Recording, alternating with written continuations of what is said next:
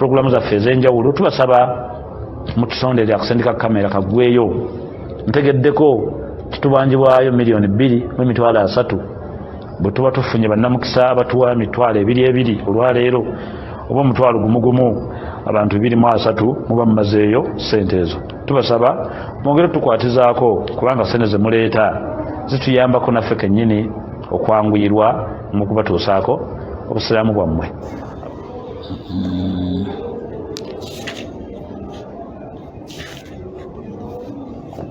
Alhamdulillah wa bihi nasta'in wa usalli wa usallim ala ashrafil mursalin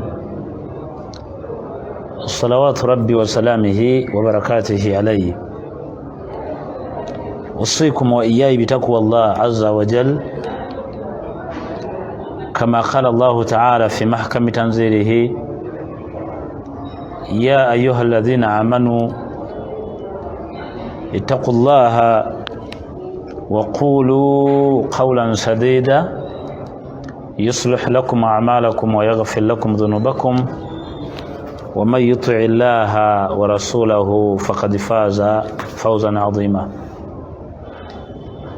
ebbanga lyonna asinzibwa mutufu okusinzibwa ye Allah subhanahu wa ta'ala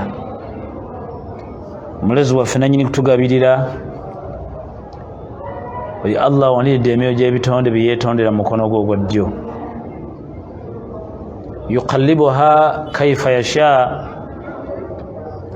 Allah waffe akyusakyusa emyoyo gy'abantu bye yeetondera nga baba ayagadde. yusbihu almar'u hayyun wa yumsi mayyita. Bukeera ku makya ng'otambula ne buwungeera nga gwe kennyini gwe bagenda okuzinga. Allah waffe alina obusobozi obwenkanankana bwe butyo ye mutuufu w'okuwa obudde. Allah subhanahu wa ta'ala nabbi wayitibwa Salih muzimu ku nsonga ze yawa lwaki yabeera nnyo ku Allah subhanahu wa ta'ala yalaga nti ensonga ezimubeeze nnyo ku Allah lwakuba nti Allah subhanahu wa ta'ala buli kitonde kyonna ekitambula Allah yakiinako obusobozi. Lumu yagamba nti inni tawakkaltu ala Allah, nze nabbi wammwe Salih ebyange nabikwasa Allah. Huwa rabbi, oyo ye mulezi wange, buli kyennyina buli kyendi yoyo. Wa rabbikum, ate buli kitonde ekitambula era nammwe mmwe mulezi wammwe. Yagamba nti ma min dabba illa huwa akhidhu binasiyatiha, teriyo kitonde kitambula ku nsi kuno. Dabba abamanyi bagamba nti ziba nsolo, naye mu tafsiri entuufu dabba kintu ekiyita awantu kiteekawo akabonero, oba kasiisi oba kkovu oba nawolovu. Ebbanga likimala ng'ekintu kisobola okuyita awantu n'omanya nti kino kiyiseewo kamyu, kino kigere kya mbwa, kino kigere kya muntu, eno nkooko kibayita dabba. Okuteeka sitampu ku nsi ng'otambulirawo kibayita dabba. Kati nabbi agamba teriiyo kitonde kitambula wano mu nsi illa huwa akhidhu binasiyatiha, Allah ali mu ggulu, obulamu oba akawompo ka buli kitonde yakikutte bw'ati. Inna rabbi, nze Salih omulezi wange gwe mbagamba gwe njagala mutegeere yoyo Allah wange, ala sirati mustaqim, yandaga obusiramu obutuufu oba yandaga empangaala yange. Ab'ebitiibwa tumutendereza nnyo omulezi waffe, kubanga buli kitonde kyonna ekitambula obulamu bwa buli kitonde yabukutte bw'ati. Nga bulijjo omusomo gwaffe tegunnakyuka, tukyali ku mutwe ogugamba nti ensangi zino abantu nga beebalamye ennyo Allah oba bavudde nnyo ku Allah. Ensangi zino ab'ebitiibwa nga kazze ng'akabonero ku mulembe gwa Salih, abantu oba oli awo bategere Allah subhanahu wa ta'ala. N'abagamba kati akabonero akazze Allah asindise ensolo egenda bawa amata ga bwere, mwagala byakunywa, ebyokunywa mubifunye muve ku mwenge. Ensolo n'ekikola nefa kaddabuuhu.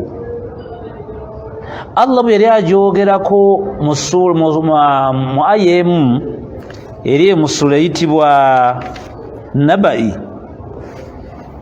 ya mu amma yatasaaluna eyo mu aya zeyo yaga naqatullahi wa suqiyaha fakadhabuhu faaqaruha nifadamdama alayhim rabbuhum bidhanbihim fasawaha ni wala yakhafu uqbaha.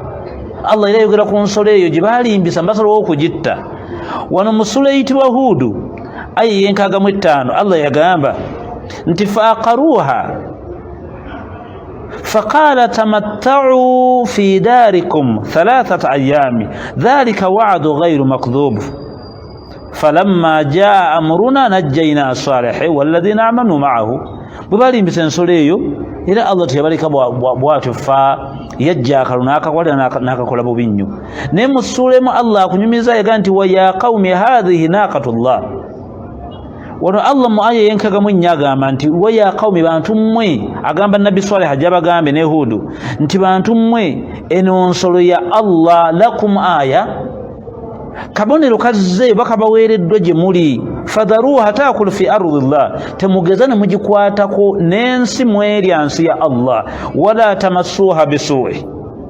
temugituusaako obuzibu bwonna wadde gikasuukira ejjinja wadde gitema wadde gikola ki mugireke fayakhudhakum adhabun qarib bumunaalemerako Allah subhanahu wa ta'ala sawa yonna yana babonereza baalemerako bagitta era Allah yabazikiriza abebitiibwa abantu bazze kuviira ddala mabega nga bajemera Allah subhanahu wa ta'ala naye era nga tebamuwangula abantu bazze nga bajemera Allah subhanahu wa ta'ala naye nga era tebamuwangula lumu yanyumya au mbaka Muhammad naga nti Allah wange gwemba gamba huwa alladhi khalaqa al-layla wan-nahara Allah gwemba gamba bere kumpi kuye wamutegere huwa alladhi khalaqa al-layla wan-nahara ya Allah yatonda eggulu ekiro n'emisana wal qamara Allah natonda enjuba natonda omwezi kullun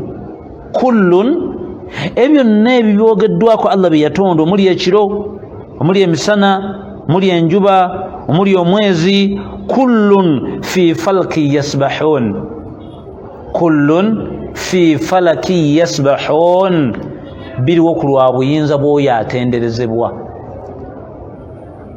waman yudabbiru al-amra Allah yabuuzako ekibuuzo mwekale abantu abali mu nsi mulowooza n'abateekateekera wano mbaka Muhammadin sallallahu alaihi wasallam akwadde ebintu bina akwadde enjuba akwadde omwezi nakuwa ekiro nakuwa emisana naye ebyo byonna byolaba okutambula kwabyo biri ku programu ya Allah subhanahu wa ta'ala kati Allah abuuza nti waman yudabbira al-amra gwolowooza mu nsi bw'otambula ani ayina enteekateekayo nabadde nyina wano ayemu gyenkolako research emu Allah bwe yagamba nti anzala minas samaa'i maa Allah wammwe nze nzise enkuba okuva mu ggulu fasarat awdiyat biqadariha enkuba eyo bw'ejja mu nsi nga nnyingi waliwo amazzi gano aganjaala agamukoka oba floods amazzi ago n'okwanjaala ku nsi okutambula biqadariha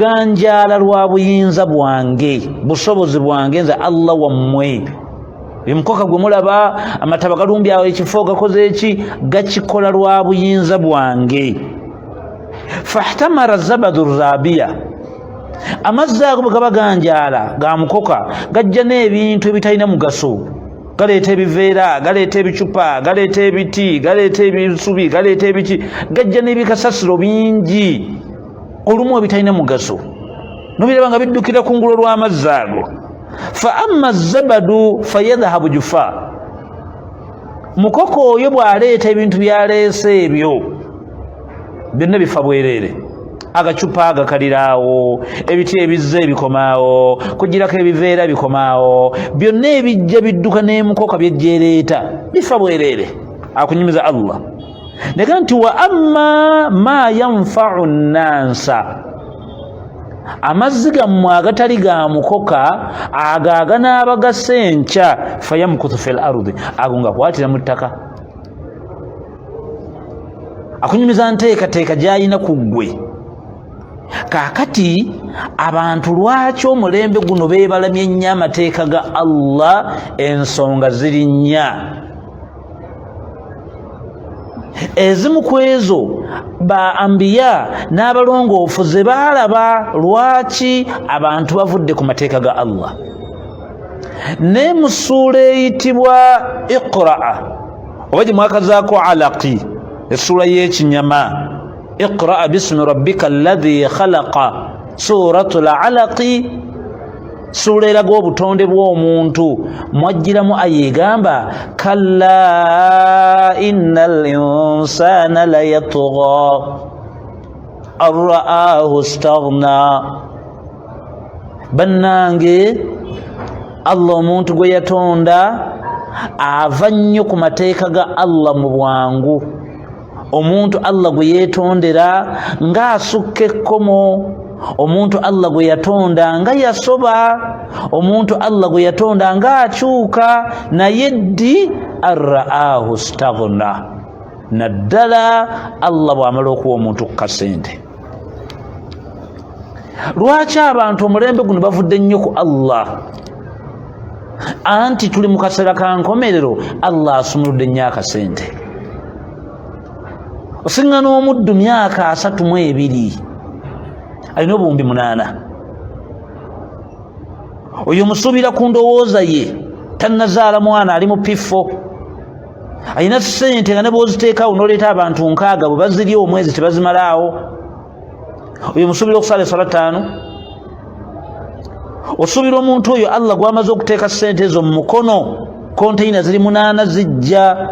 Talina lutalo lwe yali alabye, tafiirwanga nnyina, tafiirwanga kitaawe. Amaka g'ayina gazitowa buwumbi 3. Oyo musuubira okuva ku konteyina gendere maka. Omuddu oyo myaka 27 alina obuwumbi 6 bwa bwannannyini, alina emmotoka 6 zonna ziriko amannya ge. Omusuubira okukwata zakatumaali agikuwe? Magezi gonna talina mu nsi kyamanyi kikutte ssenza okuteeka gavumenti. Ye amagezi gamu gaba agenda e Japan, n'agenda e China, n'agenda e Dubai, n'abitikka. Era n'abawo omusolo gwabwe gwe baagala. Alabira ddala nga gavumenti yennyina y'ekitaawe. Tamanyiiyo mugezi mulala n'oku okuleka gavumenti.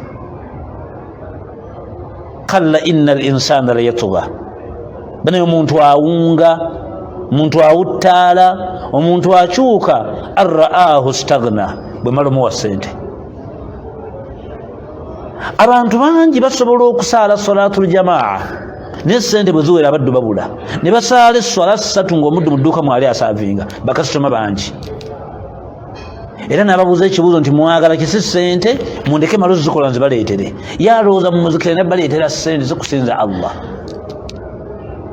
Ab'ebitiibwa, Kaaruuna yali muntu mulungi nnyo ku mulembe gwa Musa. Era mu bagoberezi be yalina abantu ab'ekitiibwa, abantu ab'empisa, abakwata mpola mwalimu Kaaruuna. Naye Kaaruuna falamma ataahu Allahu maalan, Allah bw'amusumululira ssente nga nnyingi, fabagaw, yatandika okula ku Musa. Kaaruuna n'abula, Kaaruuna n'afa, n'ayonooneka. Allah subhanahu wa ta'ala agamba Musa amubuulize Kaaruuna nti alamu ya'lamu anna Allaha, Kaaruuna oyo takimanyi nti amazima Allah ahlaka man kana qablakum, alina abantu be yazikiriza emabega abaali beeyisanga ggwe tabawulirangako. Lumumubaka Muhammadin sallallahu alaihi wasallam omugaga gwe yasomera aya ziri 2 namugamba innahum kanu qabla dhalika mutrafin wa kanu yusirruna ala alhinthi alazim. Innahum kanu qabla dhalika mutrafin, bannammwe emabega bayina kye bayita ssente, nga beeyagala bali obulamu nga bwe mulaba mukola. Nekyo kyabawonya ogende wa Allah. Ab'ebitiibwa, olwaleero abantu bavudde ku mateeka ga Allah bangi, ng'ezimu ku poyinti 5 enkulu abaddu bano Allah okusumulula ssente nga nnyingi. genda nga mutunuulira gavumenti zifunye ssente nnyingi ez'ekyeyinoonere. Buli bwonoonefu na buli kibi kibeera mu kitundu ekyo. Olwaleero olw'okuba Dubai yesinga akayumba akawanvu, olw'okuba Dubai eyinza okuba y'emu kati ku nsi ey'okubiri esinga amakubo amalungi.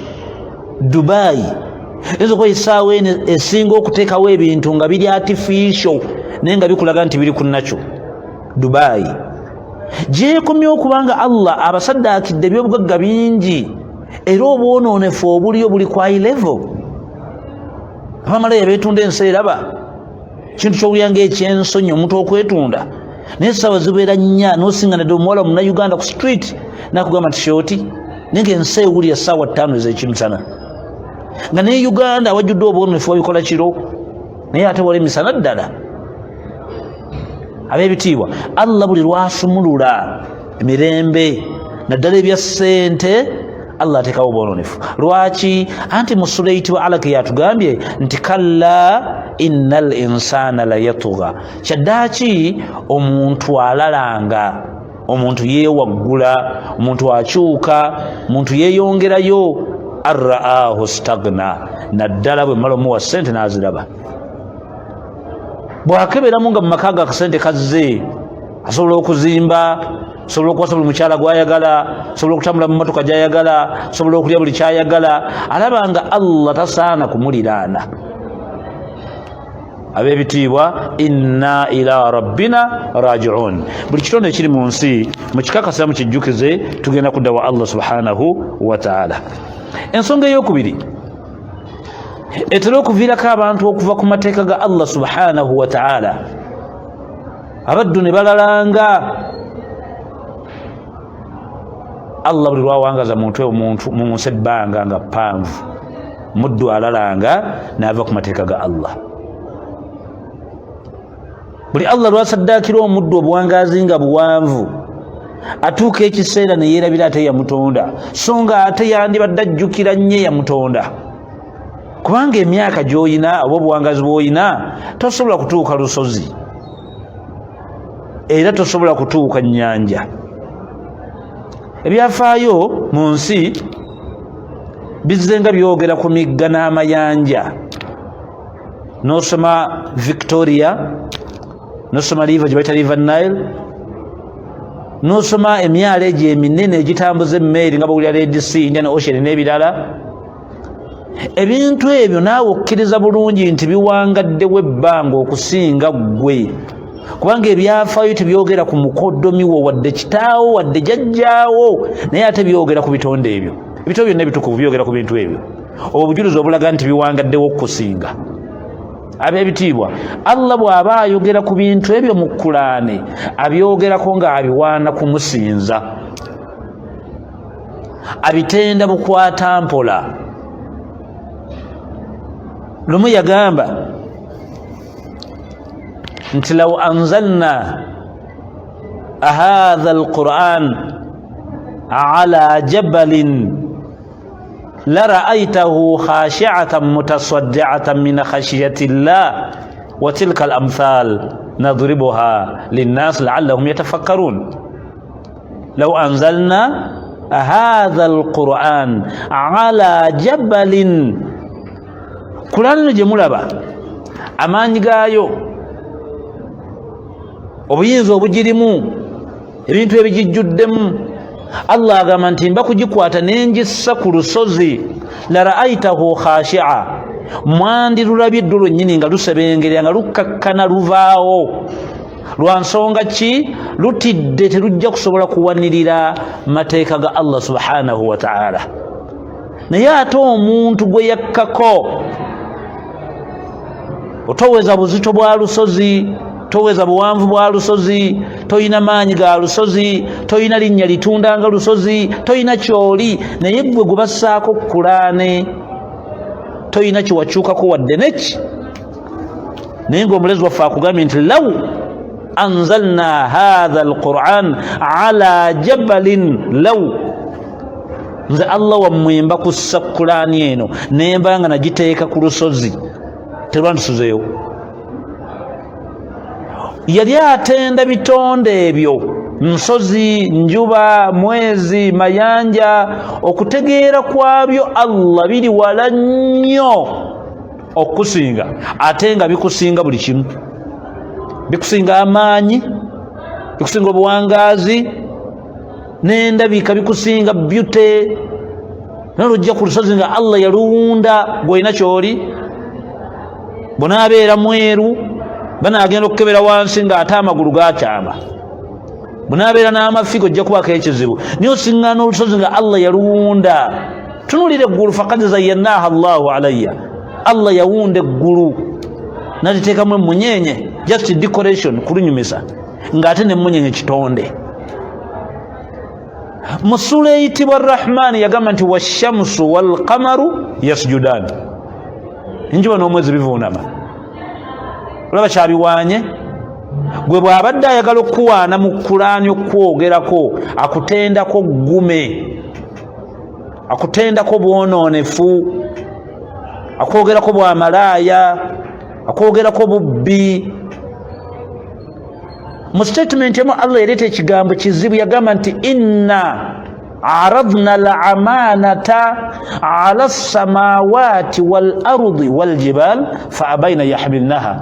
Nze omulezi wammwe nalagaanisa eggulu n'ensi n'enjuba n'omwezi n'ensozi n'emiti, n'embigamba nti mmwe ŋŋenda kukwasa responsibility, buvunaanyizibwa bwange ŋŋenda bukwasa mmwe.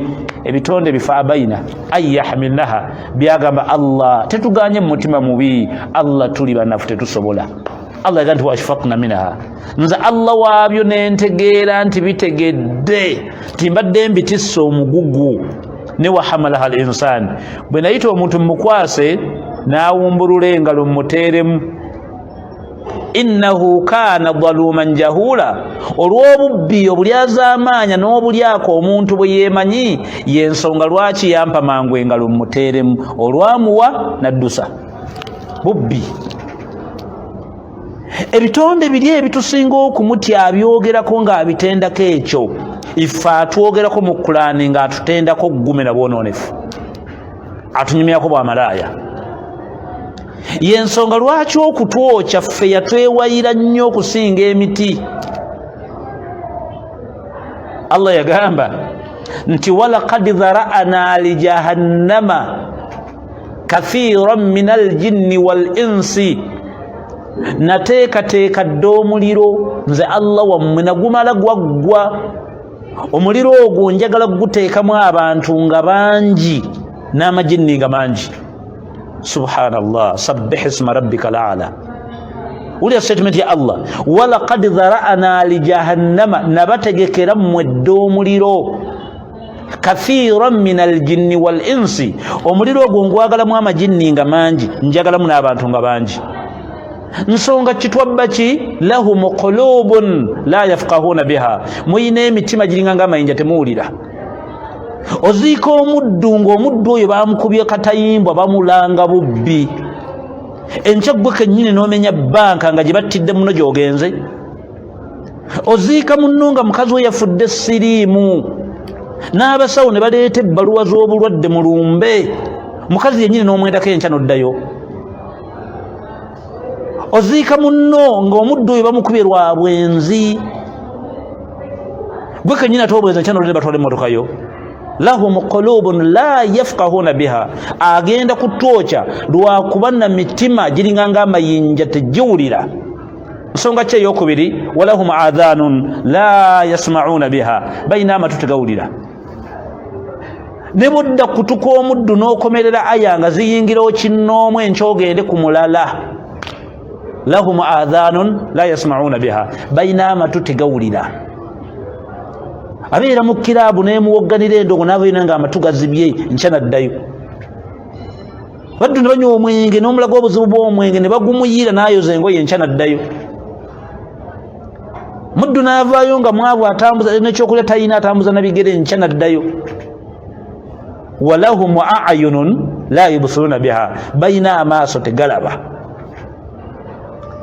Nojja mulumba okuziika ng'omuddu akaabira omwana we ng'akaaba olaba n'amaaso go boti. ne baleeta mayiti mbagisalira ng'olaba n'amaaso go boti ne mujja ku ntaana nga temuliimu kirimu n'oganula amaaso ng'entaana nkalu ne bajja Sumaani mu katanda nga bamusibye ku mutwe ne ku bigere ne bamuzingulula bamuteekayo Sonko Sulaimaani yennyini gy'abadde yagenza okwenda tanoddayo nga n'okumuziika omulabyeko n'agago maama we yakaabya omulaba inaama amaaso galaba kyakugambye nti walaqad dhara'na li jahannama kathiran min aljinni wal insi nyina omuliro gwenda kuma gwaggwa njagala abantu bangi n'amajinni nsonga ki balina amaaso tegalaba ne bw'omulaga ekino kiri awdahi min ashamsi takiraba lwaki tuvudde nnyo ku mateeka ga Allah ekisusse obuwangaazi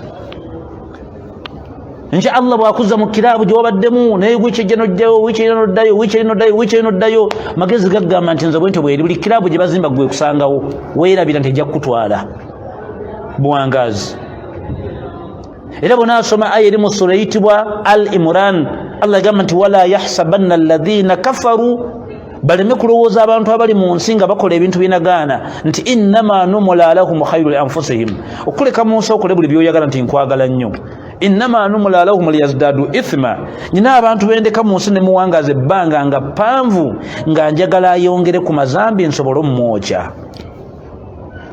mu bimu ku bintu ebireetedde abantu okudduka ennyo Allah ekisusse buwangaazi nyoko yafa oli mwana ntana bw'ogituuka kulaba ng'ekikata kya lumonde gw'olowooza nti oyo ke yafa yamala naawe wodda lwakuba nti Allah akyakuwadde obuwangaazi muddu n'otakwatibwa nsonyi wava ekyazanga ng'ossa omuntu n'ogenda e South Africa otta bantu oli myaka 4 oli South Africa nenga neno watta weebuuza mu mutima nti bw'aba Katonda tayagala kutta lwaki yanze kya Uganda ne watanzikiddeewo okuwangaaza takwerabidde wala yahsabanna Allaha ghafilan temulowooza nti Allah mugayaavu amma ya'malu adh-dhalimin ebintu byemukola nga bimunyiiza baleka n'atabakwata si mugayaavu innama nuakhiruhum igamba lindikkiriza liyawmin tashkhasu fihi al-absar nakulu ngendo okuganula amaaso ekiddugavu nkireete kungulu mu bimu ku bintu ebireetedde abantu okwebalama ennyo Allah obuwangaazi nga singa enkyobe enkya n'osula mu ntaana nyoko atya ne muganda we yeeraliikirira ne beewuunya omuddu omutemu agenda mu myaka 4 ng'akola mulimu gwa butemu yenna ono abadde atya obutemu ayagala obuyingira alaba nga nawe Katonda yakuvaako KCCA ekoze buli kinene ekikabya abantu amaziga abaana bamenyekedde ekitali awo amagulu abantu bavudde mu Kampala mbabonaabona lwa KCCA ne besse basse naye olw'okuba nti omuze ogwo oguwangaddeko ebbanga ne Allah tabajjaawo balowooza nti byebakola Allah byagala nnyo ab'ebitiibwa mu bimu ku bintu ebireetedde abantu okwonoona n'obwonoonefu Allah kwazika buwangaazi gwe n'olowooza nti wa Allah oli mu kakiiko ke ojja kgenda nga bw'oyagadde ekyokusatu mu bintu ebireetedde abantu okuba nga beewalamye ennyo Allah ne baba nga n'obakoonako tebaagala kuwulira ab'ebitiibwa Allah subhanahu wa ta'ala yakendeeza obusungu bwe obw'ekibwatukira ku bantu omulezi waffe yajjawo okulamula okw'ekibwatukira ku bitonde bye egyo nno temugiyita emirembe ako nno kabonero ate akanakuwaza era akakabya amaziga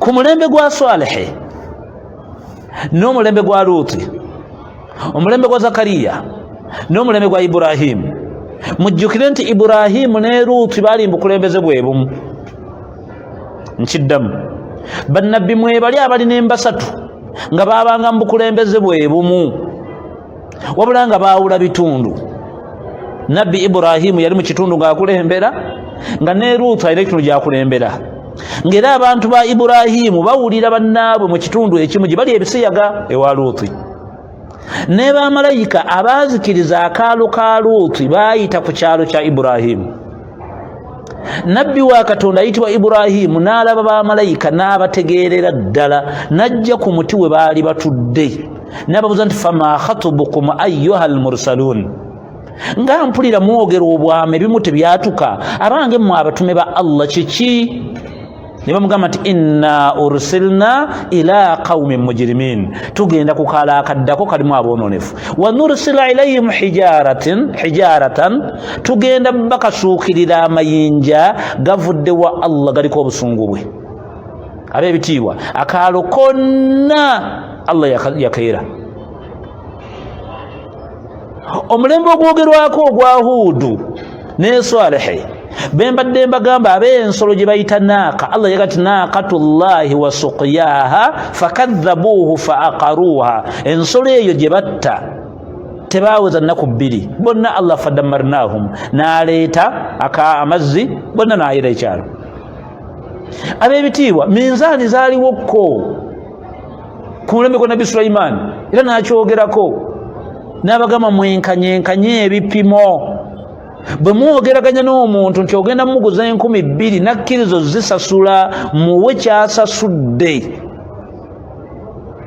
ne batandika obukulupya ng'omuddu bw'aba ali mumupimira alina engeri gyakuta bitoolamu bw'aba ate amaze muwa ssente alina engeri gyasikambula ku bintu byamuwadde Allah n'anyiiga kyagamba Allah nti wailu lilmutaffifin alladhina idha ktaalu ala nnansi yastawfuun wa idha qaaluuhum aw wazanuuhum yukhsiruun omuddu onabbye banne mu bipimo bw'aba agenza okusuubula aganula amaaso tayagala ye kumubba kati ate ye bw'aba atunda nga bamuwa ssente zaabwe ye ababba fawailun lilmutaffifin bantu mmwe abakendeeza ebipimo okuva na leero nangiridde Allah wammwe nyina olusenyi mungendo bookera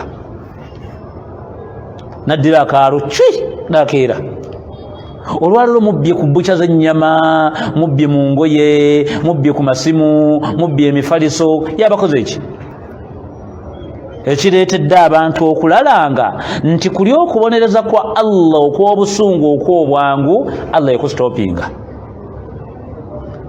nga bwe wandibadde okoze dhulumu ku kitonde naawe ssente tozituusa waka bwe wandibadde osse munno nga ku mulembe gwa Musa bwe kyali ng'ekawungeezi tulina okuzuula gwe wasse eyasse nga tulina omumanya kwabanga kutta nnyama Allah kyawa Musa ekyo ekyokusatu kireetedde abantu okuva ku mateeka ga Allah ne baleka Allah distance nga Allah ali bibye naffe tuli byaffe nsonga eyokusatu ab'ebitiibwa Allah yakendeeza oba yatugirawo okutuzikiriza okwekibwatukira mpaka yasaba Allah nayanukula naye ate kyali kikemu eri umma mwe kyemwalabanga emirembe ensonga eyokuna ezimu ku nsonga ezireetedde abantu okuva ku mateeka ga Allah subhanahu wa ta'ala n'okulalanga abantu okwerabira ensibuko yaabwe ab'ebitiibwa ensibuko ya buli kitonde kyemulaba kitambula twava mu mazzi wava mu kinyama wava mu musaayi toyina valiyu naako toli kyuma nti baakwokya wabula wava mu mazzi toli nsigo ya muti nti baakusimba mu kaveera wabula oli mazzi era omubaka abuuza abasajja ababiri mu lutalo lumu n'ababuuza nti am khuliqu min ghayri shay'un am humul khaliqun mwe mweraba mu nsi mwetonda mwekka oba mwava mu ggulu ne mugwanga nkuba bw'oba olina amagezi n'olowooza ku kibuuzo ekyo oyinza okukendeeza ku malala antunuulidde ampuliriza atasobodde kundaba naawe ali gy'oli yonna toyina kyozitowa neki wava mu musaayi wava mu mazzi n'otakomaawo n'oyita mu kkuba awayita empitambi n'omusulo awo ffenna we twayita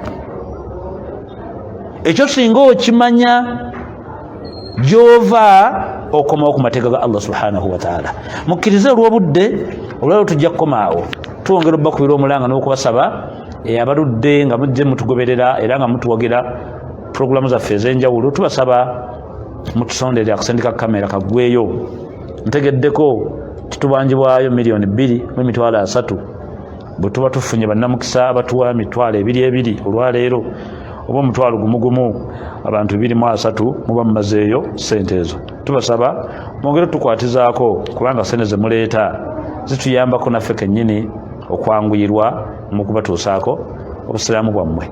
Aba gurupu yaffe eri monthly sponsors abatuyambako buli mwezi myezi nga 2 mudireyinzeemukko sikyabalaba, nsaba mwongeremu amaanyi.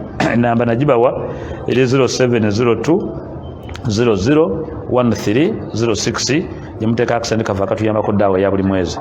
Then muganda waffe owa kamera namba zeziyitako mujja kuziraba mpola mpola ezo kuteeka sente zaffe eza kamera badde nsaba tukwatize wamu biidhini taala nundi ogunajja eyo kamera eve mu ddiiro. Abakagurupu kaffe kali akadawaka abalagana omwezi gw'omunana nga guggwako nammwe gye muli eyo mwemanyi puroguramu yammwe nga bwetambula. Mukkirize tubeebaza okutugoberera n'okutulaba n'okutuwagira sente zammwe zemuzenga muteekamu. Saba Allah subhanahu wa ta'ala bwo bulungi bwe mbasaba wadde eddiwa olwaleero mbamba lyazaamaanyiza kubanga mutubeereddewo ebintu bingi kuba mu covid amujja muteekamu sente zammwe muguze ebipiki era nkakasa nti n'ekino mujja kukimaliriza. Saba Allah subhanahu wa ta'ala ow'ekisa yenna ali ku mukutu gwaffe nga wafiirwako mukaddewo Allah mwanguyiza olugendo lwe. Yenna ali ku mukutu gwaffe guno ng'olina ebikyakutte tusaba Allah kusumulule. ربنا تقبل منا إنك أنت السميع العليم وتب علينا إنك أنت التواب الرحيم. ربنا لا تجعلنا فتنة للذين كفروا واغفر لنا إنك أنت العزيز الحكيم. ربنا ما خلقت هذا باطلا سبحانك فقنا عذاب النار. ربنا إنك من تدخل النار فقد أخزيته وما للظالمين من أنصار. ربنا وجعلنا مسلمين لك ومن ذرياتنا أمة مسلمة لك وأرنا مناسكنا وتب علينا إنك أنت التواب الرحيم. ربنا أفرغ علينا صبرا وثبت أقدامنا وانصرنا على القوم الكافرين. ربنا لا تؤاخذنا إن نسينا أو أخطأنا. ربنا ولا تحمل علينا إصرا كما حملته على الذين من قبلنا. ربنا ولا تحملنا ما لا طاقة لنا به واعف عنا واغفر لنا وارحمنا أنت مولانا فانصرنا على القوم الكافرين.